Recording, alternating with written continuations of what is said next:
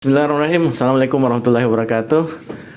Ketemu lagi dengan saya Muhammad Akbar di channel Ujung Pandang Express upex.co.id, podcast yang disiarkan oleh harian Ujung Pandang Express.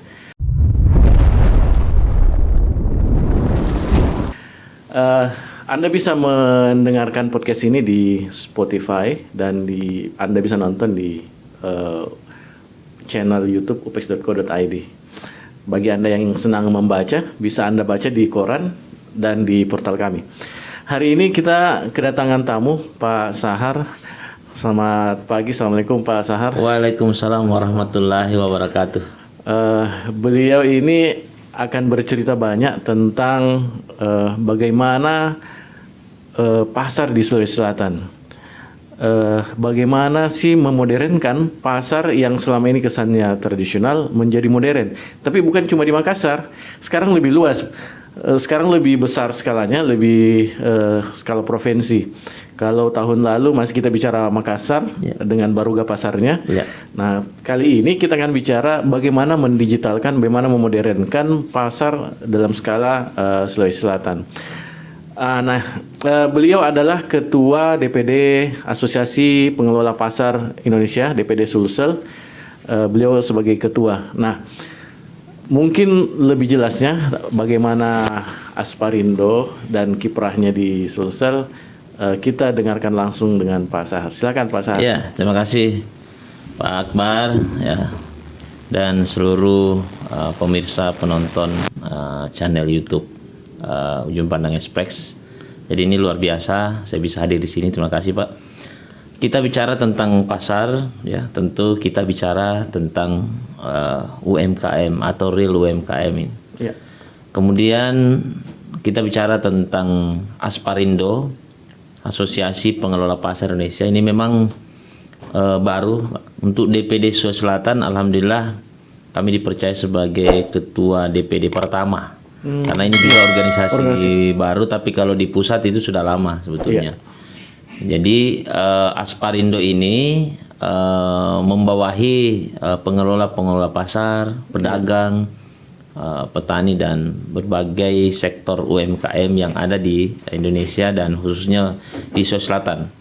Kemudian yang kedua, organisasi ini sebetulnya adalah organisasi nanti yang akan menghimpun tentang bagaimana kebutuhan informasi, kebutuhan jaringan, baik jaringan pengelolaan di dalam pasar sendiri, jaringan distribusi, bahkan jaringan untuk bagaimana yang seperti Pak Akbar tadi katakan, bagaimana meningkatkan kualitas pasar kita ini, pasar tradisional atau pasar rakyat ini melalui digitalisasi. Jadi itu. Kemudian Asparindo ini bermitra dengan beberapa kementerian ya. Kementeriannya seperti Kemendak ya.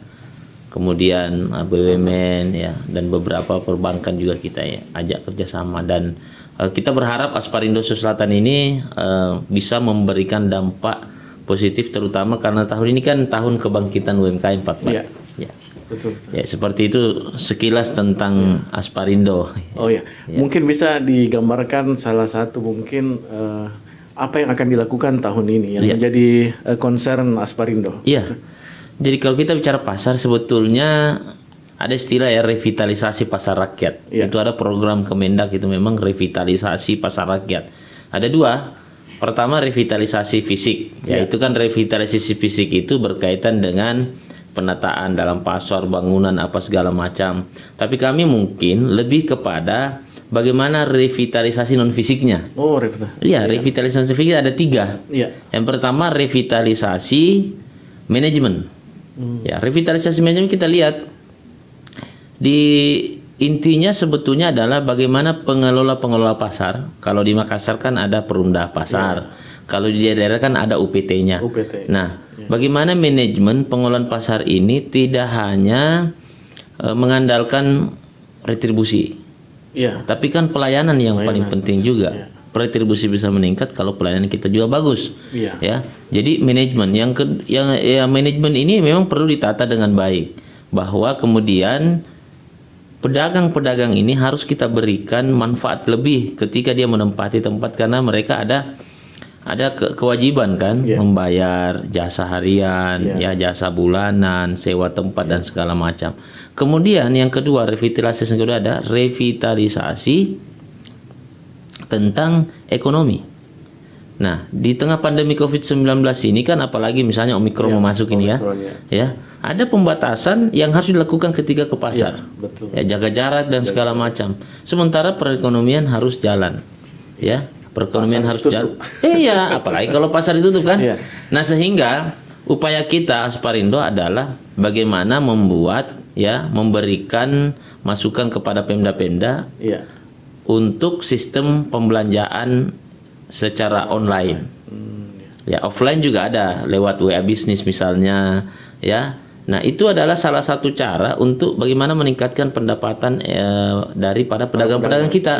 Ya, pedagang kita ini harus kita tingkatkan kapasitasnya, harus kita tingkatkan bagaimana sumber-sumber pendapatannya, dan alhamdulillah insya Allah kita akan luncurkan nanti seperti yang pernah saya buat juga di Makassar itu ya, tetapi namanya Bala Asparindo. Bala Asparindo ini setiap pasar nanti kita akan tempatkan, kita akan bermitra nanti dengan perbankan. Ya, misalnya bisa jadi nanti ada tempat pembayaran misalnya di situ, setor tunai segala macam. Kemudian di Bala Asparindo nanti kita kerjasama dengan digital platform nanti. Jadi ketika orang mau pesan dan segala macam, ya tidak perlu lagi belanja langsung di pedagangnya, nanti kami yang fasilitasi untuk membelanjakan sambil mereka menuju ke pasar, barangnya juga lagi disiapkan oleh tim-tim kita, manajemennya nanti. Nah, itu nanti dengan berbagai digital platform, termasuk juga KRIS juga kita akan mendorong, membantu Bank Indonesia, perbankan juga kita bisa kerjasama transaksi non tunai. Nah, untuk menuju ke sini tentu harus ada sosialisasi, harus ada edukasi, literasi. Nah, untuk memperkuat ini, insya Allah kita akan kerjasama juga dengan kampus-kampus untuk program Kampus Merdeka.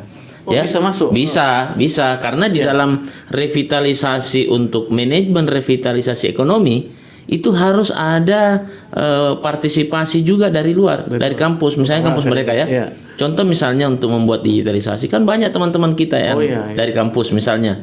Ya, nah, kemudian kan ada dua di situ. Pertama adalah bagaimana literasi pemberian edukasi kepada pengelola pasar dulu. Ya. Kemudian ada namanya sekolah pasar.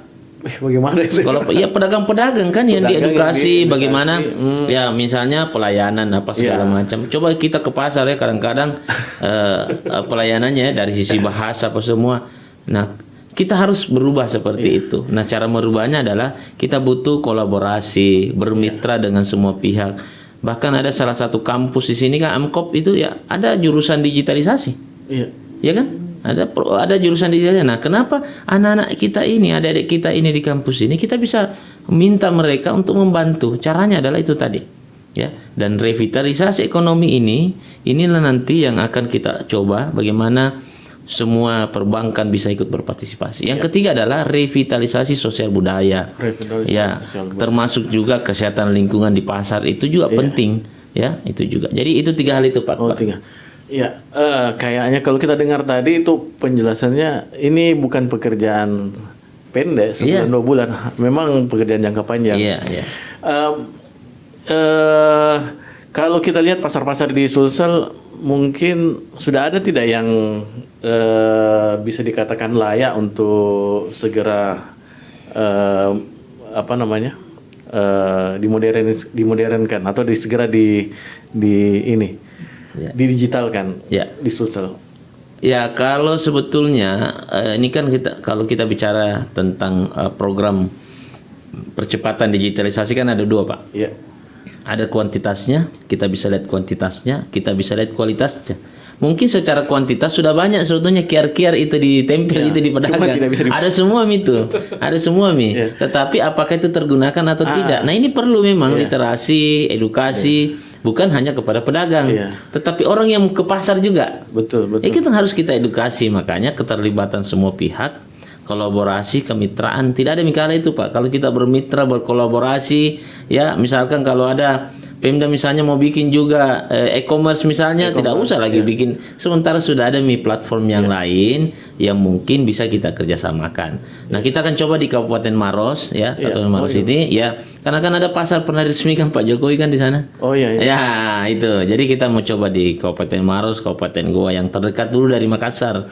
Ya, karena kita harus berbarengan jalan juga dengan digital platform. Ya, artinya kalau Makassar sudah ada, ya kita mungkin dekat-dekat kabupaten, dan Kabupaten Maros ini insya Allah nanti akan menjadi satu percontohan juga untuk kami di Asparindo. Iya, untuk informasi untuk penonton, di Makassar ini ada satu pasar yang telah diresmikan sebagai pasar percontohan untuk belanja non tunai. Kita sebut pasar digital lah, yang baru bulan 12 lalu diresmikan dan satu-satunya di Indonesia Pak Sahar ya. Nah, apakah itu yang akan menjadi model untuk pengembangan pasar-pasar di tempat lain? Ya, sekedar informasi sebenarnya dari Kementerian Perdagangan ya, kerjasama dengan salah satu e-commerce ya, atau digital platform itu dari 9 pasar. Ini bayangkan ini dari 9 pasar di Indonesia yang menjadi percontohan ya, menjadi percontohan. Dari 9 itu ada 2 pasar di Makassar. Oh, 2 pasar. Pasar Pak Baembaeng dengan pasar Kampung Baru. Ya, tetapi untuk pertama kali di pasar ada podcast, ada warung kopi dan pasar, ya, ada menjadi tempat untuk sosialisasi edukasi itu satunya memang di Indonesia itu di pasar Kampung Baru. Dan diresmikan oleh Bank Indonesia. Ya, peresmiannya waktu itu dengan pemerintah Kota Makassar beserta dengan Bank Indonesia. Ini sebenarnya kita harapkan akan berjalan terus. Ya, tidak boleh putus karena kenapa? Yang paling berat sebetulnya, bukan berat ya, tantangan kita di pasar itu adalah bagaimana mengedukasi pedagang. Kalau kita cuman sekedar di launching kemudian kita tidak dampingi, tidak bisa Pak. Harus terus menerus ya, didampingi, diberi pemahaman karena pedagang ini butuh sentuhan-sentuhan seperti itu. Biar peralatan lengkap tetapi yang menggunakan belum diedukasi, maka akan percuma saja. Oke, demikian perbincangan singkat kita dengan Ketua DPD Asparindo Sulsel, Pak Saharudin Ridwan. Terima kasih banyak atas kesempatannya kita bincang-bincang. Bagi Anda yang ingin membaca lebih lengkap, mengetahui lebih lengkap, silahkan baca Harian Bisnis Ujung Pandang Express dan di portal upex.co.id. Terima kasih kehadirannya Pak Sahar. Assalamualaikum warahmatullahi wabarakatuh. Salam sehat. Salam sehat.